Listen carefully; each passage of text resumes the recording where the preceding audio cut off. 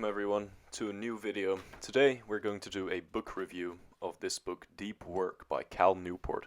Cal Newport is a professor at Georgetown University of Computer Science. And he wrote this book which he is writing rules for a focused success in a distracted world. And I finished this book like 5 days ago, and I have to say it made quite an impact on the way I figured or the way I planned out my work days. The main point of it is in our economy, we value deep work, but most of the work that we do is shallow. People answer emails or they run around doing things that are not really as important and take them out of the flow. For example, if you're working in an office environment, you might have to focus on a very difficult task, but at the same time, someone bothers you about printing out a memo, which is shallow work and takes you out of this mind state. And one of the first stories he tells is about Carl Jung. We all know and love Carl Jung, of course. If you don't know him, he's a psychoanalyst from Switzerland.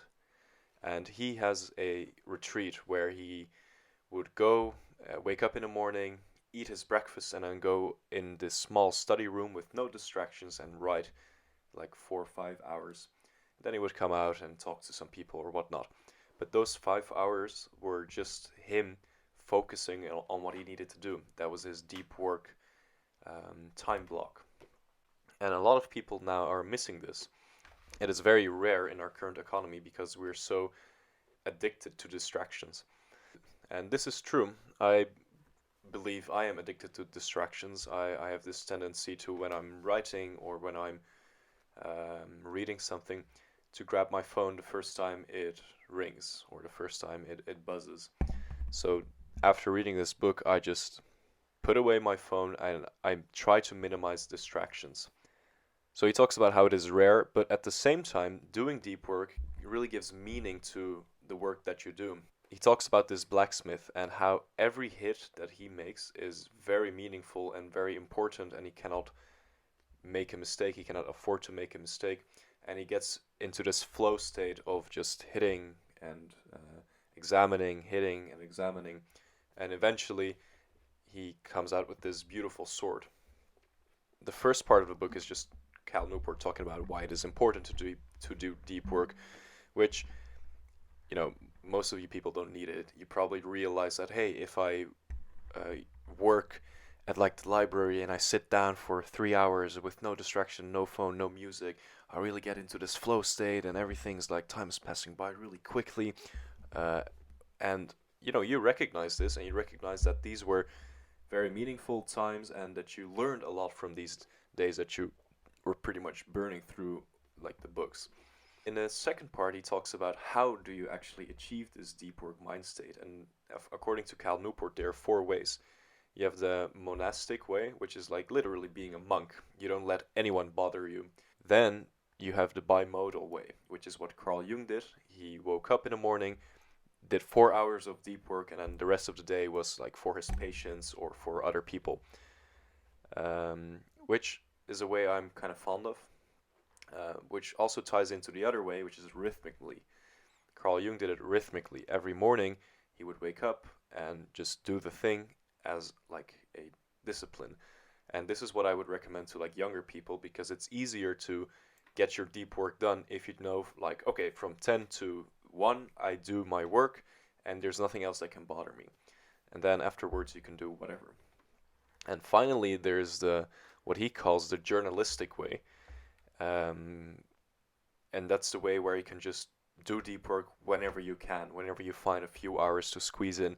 He calls it the journalistic way because there's this journalist, I forgot his name, that would just get a burst of inspiration, sit down at his writing table, write for an hour, and come back and chill again with his friends. So deep work also has like echoes of one of the other books that I read, namely 7 Habits of Highly Effective People. And it talks about that you have to focus on the important.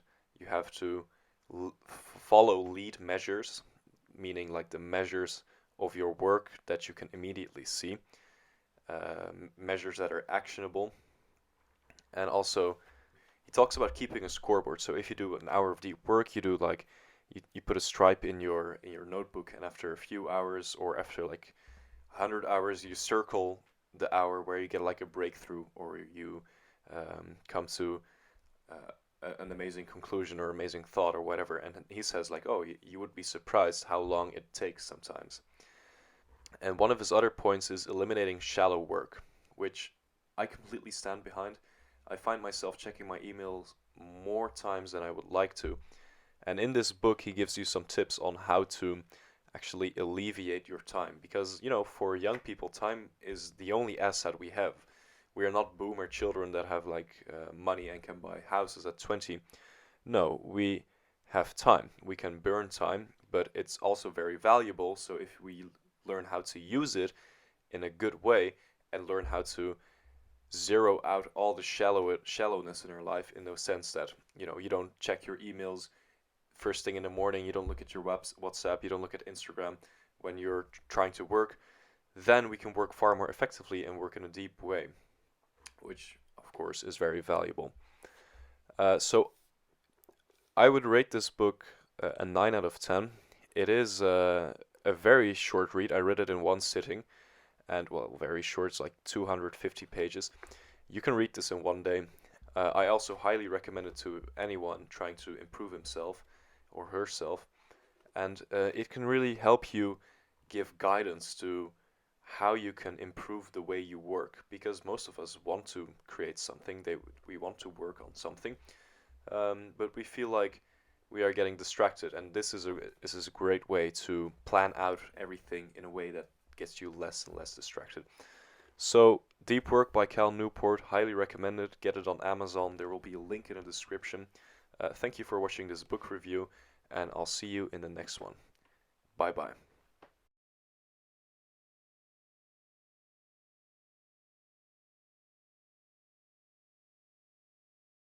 They call me Peanut Arbuckle.